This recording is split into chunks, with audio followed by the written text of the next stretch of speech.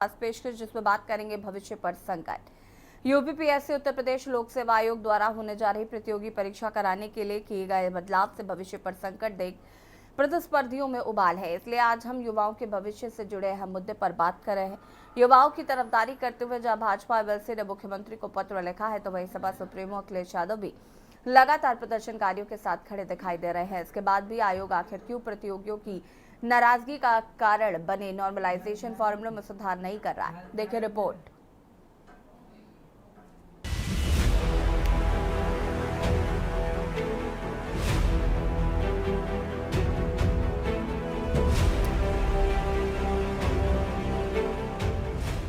दिसंबर माह में परीक्षाएं कराना तय करते हुए आयोग ने आरओ परीक्षा में नॉर्मलाइजेशन के तहत मूल्यांकन कराने का फैसला लिया है। हालांकि आयोग प्रतियोगियों की निजी विद्यालयों की परीक्षा केंद्र न बनाने सहित पारदर्शी मूल्यांकन व्यवस्था लागू करने का दावा कर रहा है, लेकिन नॉर्मलाइजेशन प्रणाली के तहत मूल्यांकन कराने से प्रतियोगियों को हमकारी का अंदेशा है। इसीलिए वह बीते 3 दिन से आयोग कार्यालय गेट के बाहर डटकर हक की लड़ाई लड़ रहे हैं। आंदोलनकारियों ने कोरोना काल में पीएम नरेंद्र मोदी के आह्वान का अनुसरण कर थाली बजाकर अपनी मंशा पूरी कराने का प्रयास किया, लेकिन बात नहीं बनी। इसलिए कैंडल मार्च के साथ नाराजगी जताने के लिए आयोग के अध्यक्ष की प्रतीकात्मक शव यात्रा भी उठा चुके हैं। आयोग नॉर्मलाइजेशन प्रक्रिया के तहत एक फॉर्मूले पर अमल करता है। इसमें 2 अलग-अलग पालियों में आयोजित होने वाली परीक्षाओं के मूल्यांकन में समानता लाने का दावा किया जाता है। इस फॉर्मूले की इस तरह समझा जा सकता है कि मान लीजिए 7 और 8 दिसंबर को परीक्षा होनी है। 7 तारीख को परीक्षा देने वाले अभ्यर्थियों को औसतन नंबर 100 मिले और 8 तारीख को परीक्षा देने वाले अभ्यर्थियों को औसतन नंबर 110 मिलते हैं। माना जाता है कि किसी एक दिन का पेपर आसान हो सकता है और दूसरे दिन का पेपर कठिन हो सकता है। इसीलिए आसान माने जाने वाले पेपर के अभ्यर्थियों को प्राप्त अंकों में तय अंक जोड़े जाएंगे, जबकि आसान माने जाने प्रश्न पत्र के प्राप्तांकों में तयशुदा अंक कम किए जा सकते हैं। आंदोलनकारी परीक्षार्थियों का कहना है कि परीक्षा में बैठने वाले सभी परीक्षार्थियों के लिए पेपर का कठिन या आसान होने में समानता नहीं हो सकती है। नॉर्मलाइजेशन की एक अन्य प्रक्रिया में एक दिन के अभ्यर्थियों को औसत नंबर बराबर करने के लिए अंकों को जोड़ा जाता है, लेकिन अगले दिन की परीक्षा में अंक कम नहीं किए जाते हैं। प्रतियोगियों के साथ भाजपा एमएलसी देवेंद्र प्रताप सिंह ने खड़े होने का साहस दिखाया है। उन्होंने परीक्षार्थियों के विरोध से राजनीतिक नुकसान की संभावना जताते हुए आवश्यक सुधार पर जोर देते हुए मुख्यमंत्री योगी आदित्यनाथ को पत्र भेजा। इधर सपा प्रमुख आंदोलन के पहले दिन से ही प्रदर्शनकारी प्रतियोगी परीक्षाओं के प्रतियोगियों के साथ खड़े होने का दावा कर रहे हैं। इसीलिए जरूरी हो जाता है कि विशेषज्ञों की टीम गठित कर परीक्षार्थियों की जायज मांग पूरी करते हुए आंदोलन के लिए सड़क पर बैठने के लिए मजबूर करने बजाय परीक्षा की तैयारी कराने का अवसर दिया जाए। स्पेशल डेस्क के news India.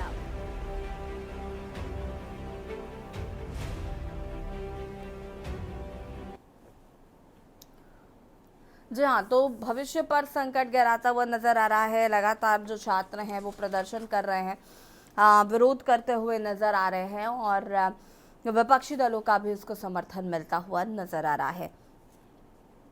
Doctor Mankameshwar Tiwari शिक्षा विशेषज्ञ हमारे साथ जुड़ चुके हैं। जयप्रकाश जी पूर्व आईपीएस हमारे साथ जुड़ चुके हैं। नरेश कुमार जी सामाजिक कार्यकर्ता हमारे साथ जुड़ चुके हैं। मधुर दरबारी संवाददाता प्रयागराज से हमारे साथ जुड़ चुके हैं। सबसे पहले तो स्वागत है आप सभी का। शुरुआत मधुर दरबारी जी से करते हैं। मधुर, क्या कुछ जानकारी है, फिलहाल अपडेट क्या है इस खबर को लेकर? खुशी, मैं आपको बता दूं कि इस समय लोक सेवा आयोग के ठीक सामने मैं मौजूद हूँ और मेरे साथ यहाँ पे आप देख सकते हैं तो छात्रों का पूरा हुजूम यहाँ पे उमड़ा हुआ है। आज तीसरा दिन यहाँ पे हो चुका है। लगभग 72 घंटे पूरे होने जा रहे हैं, लेकिन अभी तक जो है जो छात्र हैं उनको कोई आश्वासन जो है ना तो सचिव की तरफ से या लोक सेवा आयोग के अधिकारियों की तरफ से कोई मिला है और ना ही प्रशासन के प्रशासनिक अधिकारियों से मिला है।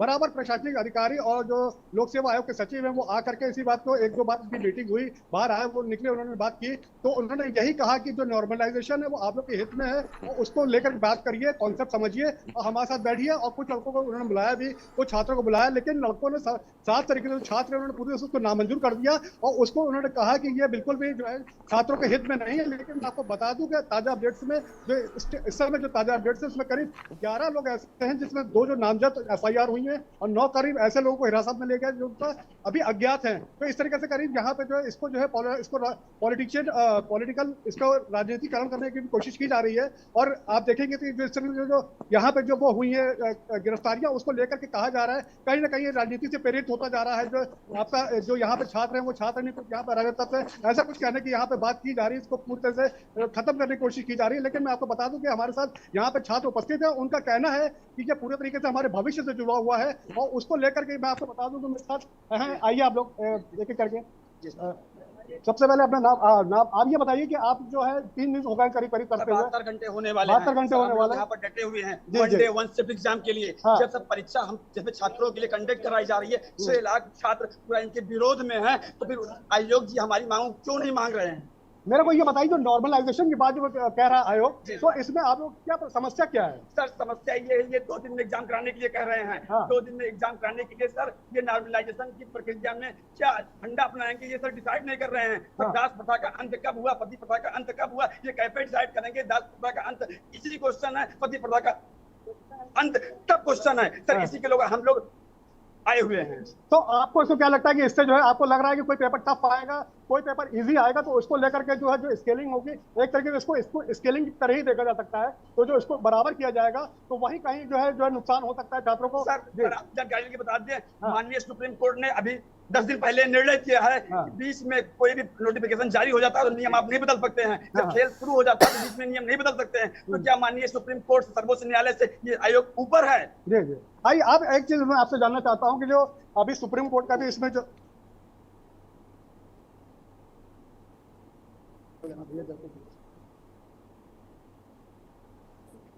ठीक है। हाँ, जो कोई परीक्षा अगर उसका नोटिफिकेशन हो गया तो उसको जो है बीच में जो है कुछ भी आसना चेंजेस नहीं ला सकते। इसी तरीके से लेटरल एंट्री की भी बात हो रही थी, तो उसको लेकर के आप क्या कहना चाहेंगे? और जो नॉर्मलाइजेशन की बात हो रही है इसको लेकर के आप क्या कहेंगे? जी केवल अपने मुद्दे की बात करेंगे। जो हम लोग यूपीपीएससी का स्टेट सिविल सर्विस का एग्जाम 2024 में जिसकी नोटिफिकेशन हम लोग की जारी हुई थी, ये एग्जाम मार्च 2024 में होने वाला था, पर इनकी खुद की अनियमितता के कारण ये एग्जाम ये 27 अक्टूबर को पोस्टपोन किया और 27 अक्टूबर को ये बताते हैं कि नॉर्मलाइजेशन करेंगे। हाँ हाँ। जबकि ये नोटिफिकेशन में ऐसा कुछ भी नहीं था, ये लगातार जैसा पैटर्न बना हुआ था ये किए। जब भी ये पैटर्न चेंज हुआ है, चाहे वो सीसेट हुआ है, चाहे वो सब्जेक्ट चेंज हुआ है, ये हमेशा पहले से सूचित करते रहे हैं। हाँ। अभी हम इन्हीं का बिजनेस रूल है, इन्हीं का नोटिफिकेशन है और ये नोटिफिकेशन कहता है कि ये जजमेंट चेंज नहीं होगा। मतलब ये जो नोटिफिकेशन का है ये बात चेंज नहीं होगी। अभी ये मैं दिखाना चाहूंगा, ये माननीय सुप्रीम कोर्ट का जजमेंट है तेज प्रकाश पाठक वर्सेस राजस्थान हाईकोर्ट के लिए। दिखाई इसमें ये यहाँ अगर जा रहा हो तो, जी। और ये इसमें ये बात ये कही जाती है, सेकंड नंबर पेज नंबर 15 पे ये पॉइंट लिखा हुआ है कि basis of the doctrine that the rule of the game मतलब हमारा notification must not be changed during the course of the game। हमारा कोर्स ऑफ द गेम जनवरी से स्टार्ट है, मार्च में होने वाला था। मार्च में आपके फेलियर टू कि आप गेम कंडक्ट नहीं करा पाए, जुलाई में गेम कंडक्ट नहीं करा पाए, देन अक्टूबर में गेम नहीं कंडक्ट कर पाए, तो आपके फेलियर के कारण आप खिलाड़ियों के साथ भेदभावपूर्ण रणनीति नहीं अपना सकते। आप नॉर्मलाइजेशन जो कि एक स्केलिंग का ही छद्म रूप है, आज तक आप स्केलिंग का जवाब हाईकोर्ट में नहीं दे पाए और स्केलिंग के विरोध का क्योंकि आप जवाब नहीं दे पाए थे, आपने सब्जेक्ट को हटाया था। कल को आप नॉर्मलाइजेशन करेंगे। आप एक चीज बताइए कि जो ये कुछ भी है तो लोक सेवा आयोग संवैधानिक संस्था है, एक ऑटोनोमस बॉडी है, इसको लेकर के आप क्या आपको लगता है कि इसमें इंटरफेयर करना ठीक है? सर ये सुप्रीम कोर्ट का जजमेंट है, ये कोई ये 5 जजेस की जजमेंट है, ये 5 जजेस का इसमें है सिग्नेचर। ये लॉ है न कि रूल है। ये संवैधानिक जब लॉ है तो संविधान की एक संस्था ये भी है, आर्टिकल के तहत बनी है, ये भी संविधान का लॉ है। तो क्या बताइए, भारत का सुप्रीम कोर्ट ही एक्सप्लेन करता है कि हमारा राइट क्या होगा, या संविधान का वो संरक्षक करता है, क्या ये संविधान से ऊपर हो गए हैं? और इसमें आर्टिकल 14-16 की बात होती है। ये हम लोग का मेंडेमस क्या, हम ये चाहते हैं कि हम लोग हाईकोर्ट में जाएं, फिर हम एक मेंडेमस रिट अप्लाई करें और फिर ये मामला कैंसिल हो और 2-2.5 साल तक यही चलता रहे। ऑलरेडी लड़के 2-2.5 साल 3 साल कोरोना। ठीक है, वापस आएंगे आपके पास मधुर दरबारी, रुक जाइएगा।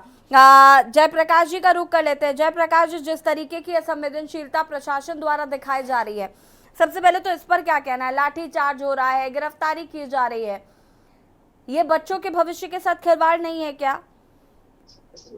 नहीं, देखिए ये दोनों संवेदनशील मुद्दे हैं। एक शांति व्यवस्था का मुद्दा भी संवेदनशील है और दूसरा बच्चों के भविष्य का मुद्दा भी संवेदनशील है। पुलिस ने वहां किन परिस्थितियों में लाठीचार्ज किया, ये चूंकि मुझे जानकारी नहीं है, इसलिए मैं कोई जल्दबाजी में इस पर कोई टिप्पणी नहीं कर सकता। कोई न कोई ऐसी बात जरूर रही होगी कि शांति व्यवस्था बनाए रखने के लिए पुलिस को बल प्रयोग करना पड़ा होगा। अब किया नहीं किया ये तो न्यूज का विषय है, लेकिन सड़क पे या कहीं भी व्यवस्था बनाए रखना पुलिस की जिम्मेदारी है। उस व्यवस्था बनाने में कहीं कोई दिक्कत हुई होगी तभी बल प्रयोग होता है, वरना किसी शांतिपूर्ण प्रदर्शन में बल प्रयोग नहीं होता है। अब वहाँ क्या परिस्थितियां थी, इसलिए वहाँ के किसी अफसर से टिप्पणी ली जाए तो ज्यादा उपयुक्त होगा। ठीक है नरेश कुमार जी, बच्चों का भविष्य संकट में जहां लगातार उनके द्वारा प्रदर्शन किया जा रहा है मांगों को लेकर, तो वहीं लाठीचार्ज भी हो रहा है। वहां पर हम देख रहे हैं कि किस तरीके से गिरफ्तारियां हो रही हैं। देखिए मैम, मैं तो यही कहना चाहूंगा कि ये देश का भविष्य है और देश के भविष्य पर इस तरह लाठीचार्ज और ये बल का प्रयोग नहीं होना चाहिए। अब वह कहीं ना कहीं अपने भविष्य के बारे में चिंतित हैं, तभी आज वह रोडों पर उतरे हुए हैं। और ये जो परीक्षाओं का कहेंगे, तो परीक्षा एक विश्वसनीयता एक अहम मुद्दा है। तो परीक्षा जो छात्रों की मांगे हैं उसे संवेदनशीलता से सुनना चाहिए, उस पर विचार करना चाहिए, उसका समाधान करना चाहिए। क्योंकि ये जो परीक्षा को 2 पारियों में 4 पारियों में करने की बात कर रहे हैं, अगर हम अपने देश में राजनीतिक पार्टियों की बात करें, अपने देश की सरकार की बात करें, तो 1 नेशन 1 इलेक्शन की बात करते हैं। तो 1 नेशन 1 इलेक्शन जब आप एक बार में करने की बात करते हैं, महाराष्ट्र में 288 सीटों पर एक बार में चुनाव हो रहा है, तो क्यों नहीं इसमें भी ऐसे इन बच्चों के परीक्षा जो मधुर दरबारी जी को म्यूट करिए पहले तो। में लगनी है, उतरे में इनका होना चाहिए। मधुर दरबारी जी, सबसे पहले तो मैं आपसे रिक्वेस्ट कर रही हूँ अपने आप को म्यूट करिए। ठीक है, मैं ये कहना चाह रहा हूँ, जब महाराष्ट्र में चुनाव में एक ही पारी में 288 सीटों पे इलेक्शन हो जाते हैं, जो पहले कभी नहीं होते थे, और आज ये परीक्षार्थी जब एक पारी में मांग कर रहे हैं कि एक पारी में, कहीं ना कहीं ने अंदेशा है, क्योंकि पेपर लीक की समस्या और ये सब बढ़ती जा रही हैं। 2016 में जो पेपर लीक की समस्या थी वो 5 साल तक पेंडिंग रही। तो बच्चों के भविष्य से चिंतित हैं बच्चे, कल को देश का भविष्य है और ये इन्होंने संभालना है प्रशासनिक व्यवस्था को, तो इसीलिए चिंतित है। तो इनकी बात संवेदनशीलता सुनकर इनका समाधान किया जाना चाहिए। बिल्कुल। मनकामेश्वर तिवारी जी, शिक्षा विशेषज्ञ, हमारे साथ है क्या?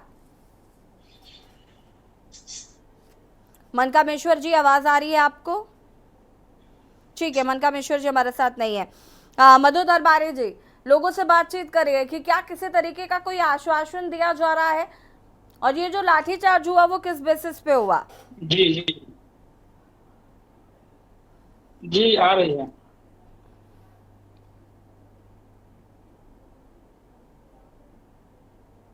हाँ, मेरी आवाज आ रही है निशा आपको? जी जी जी हाँ, तो मैं आपको बता दूं, आंदोलन जब शुरू हुआ था तो उसी समय जब सारे छात्र जो है बैरिकेडिंग तोड़ करके अंदर भागे थे, तो उस समय हल्का फुल्का लाठीचार्ज जरूर हुआ था यहाँ पे। लेकिन उसके बाद से मैं आपको बता दूं कि छात्र यहाँ पे फिर से शांतिपूर्ण तरीके से यहाँ पे अपना आंदोलन कर रहे हैं।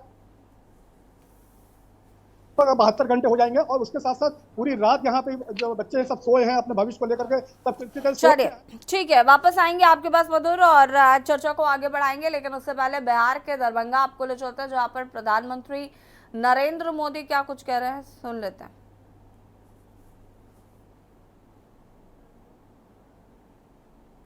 ठीक है, सुनाते हैं आपको प्रधानमंत्री क्या कह रहे हैं, लेकिन उससे पहले ब्रेक के लिए रुकेंगे। ब्रेक के बाद एक बार फिर से आप सभी का स्वागत है और बात कर रहे हैं भविष्य पर संकट। मनकामेश्वर तिवारी शिक्षा विशेषज्ञ हमारे साथ जुड़े हुए।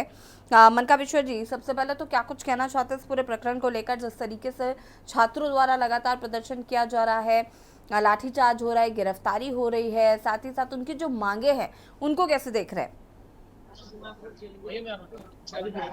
ये आंदोलन चल रहा है, ये जो संस्था के प्रति उत्तर प्रदेश लोक सेवा आयोग, वो कहीं न कहीं ये दिख रहा है कि आज वो भी संदेहास्पद स्थिति में पहुंच चुका है। और एक तो संस्था में बैठे हुए प्रधान हैं, इन्होंने विद्या के जो मूल अर्थ था उसको एकदम त्याग किया है, विनम्रता से एकदम दूर जा चुके हैं। 3 दिनों से छात्र जो है लगातार आंदोलनरत हैं, लेकिन इनके कान पर जू तक नहीं रेंग रही है। इनको समझ में नहीं आ रहा है कि आखिर छात्र आंदोलन किस लिए कर रहे हैं। और ये जो इनके ऊपर बैठे हुए लोग हैं उनको 3 दिनों में किसी भी जिम्मेदार व्यक्ति के द्वारा अभी तक इसके ऊपर कोई वक्तव्य नहीं आया है कि छात्र आंदोलन कर रहे हैं, इसके लिए क्या करना चाहिए।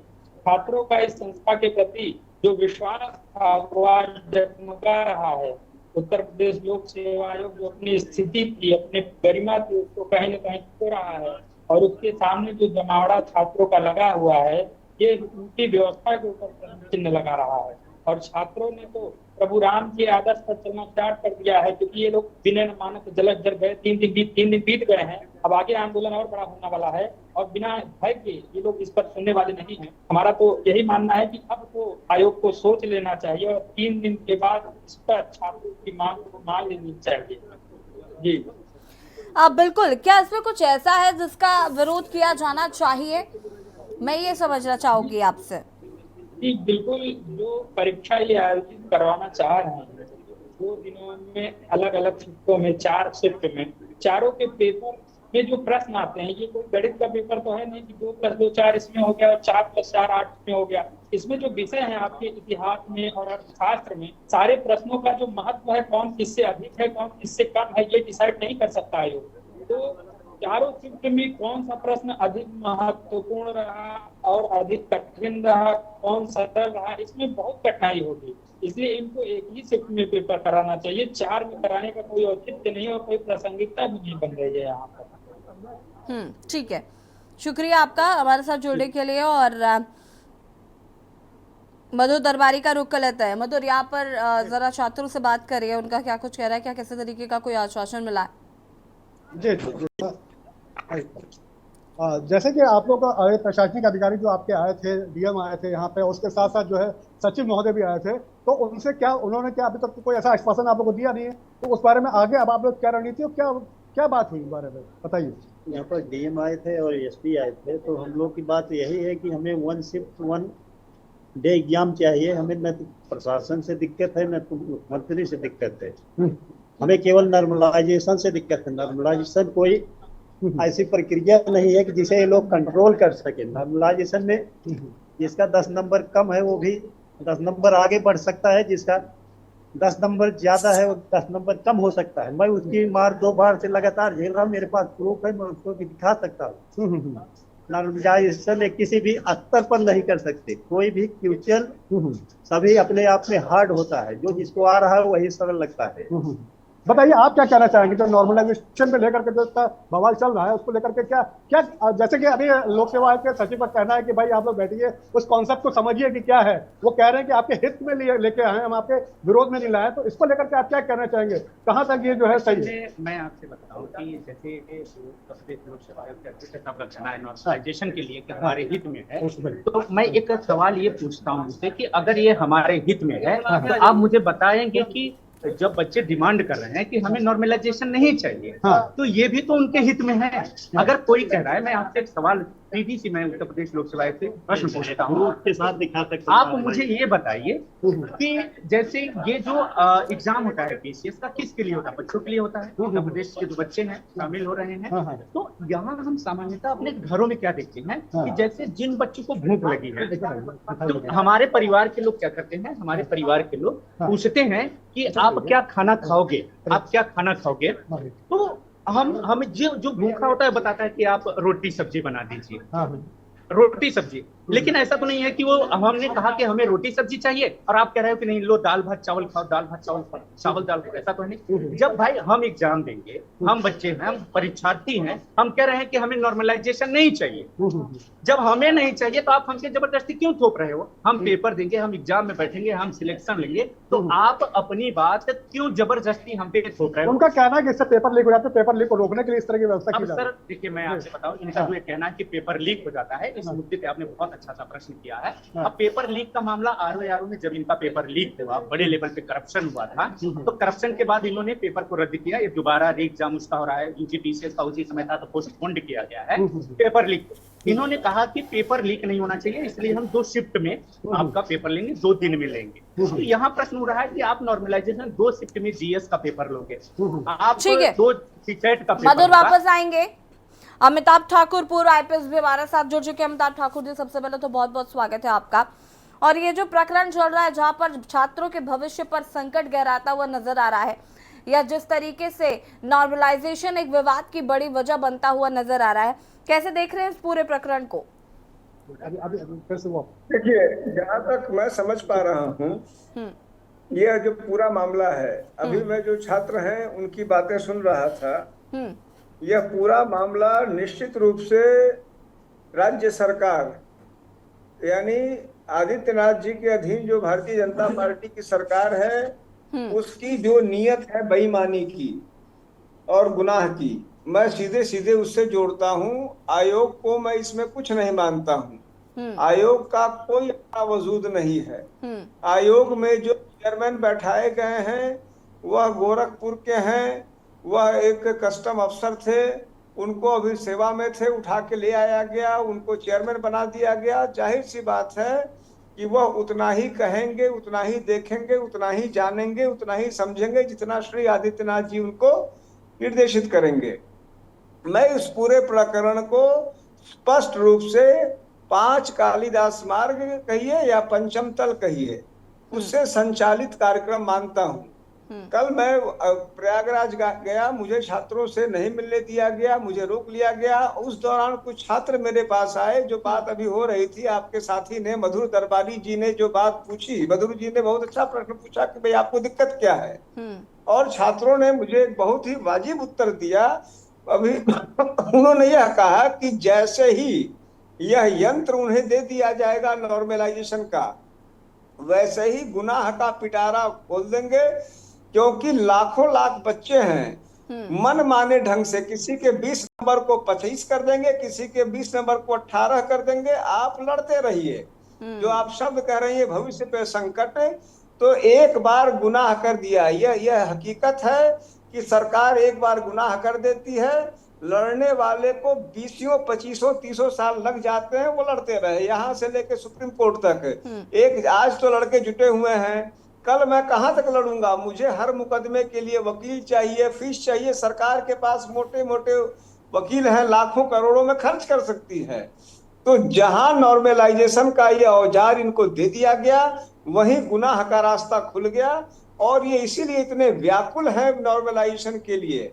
हमें नहीं चाहिए। दूसरी बात आपको कहूं मैं कि वो मैंने पूछा, वो बताया कि और मुझे लॉजिकल भी लगा, जिस समय ये चाहे, अभी ये शायद 41 या कितने जिलों में एग्जाम कर रहे हैं, 75 जिलों में करा के केंद्रों की संख्या बढ़ा के बहुत आसानी से परीक्षा करा सकते हैं। लेकिन चूंकि इनके मन में गुनाह है, और मैं इस गुनाह को पंचम तल से अमिताभ जी, इस बार जानकारी ये भी मिल रही है कि कुछ परीक्षा केंद्र ऐसे भी बनाए गए हैं जिन पर कई आरोप लग चुके हैं, जिनके प्रिंसिपल बाबू जेल की हवा काट कर आ रहे हैं अभी।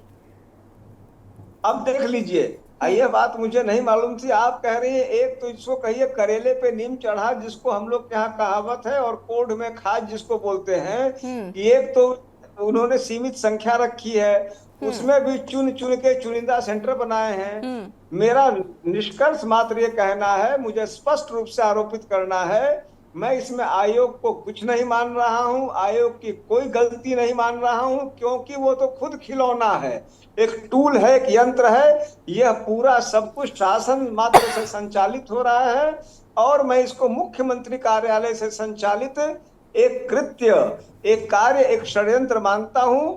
भले ही छात्र, आपको याद होगा कुछ दिन पहले 2 भर्तियां ऐसी ही आई थी, दोनों भर्तियों में मुख्यमंत्री कार्यालय ने इसी प्रकार से, वहां भी बेईमानी हुई थी, भारी बेईमानी। लेकिन चूंकि चुनाव सर पे था, अतः वो अपने अपने हाथ पांव जब फूलने लगे तो इन्होंने भर्तियां कैंसिल कर दी। रोज भाषण देते हैं कि हम बिना किसी भ्रष्टाचार के भर्ती करा रहे हैं। आखिर वो 2 भर्तियां, उसमें एक इसी का था, आयोग का था, और एक यहाँ के सिपाही भर्ती का था। 2 भर्तियां तो इन्होंने खुद स्वीकारी कि हमने भ्रष्टाचार किया है।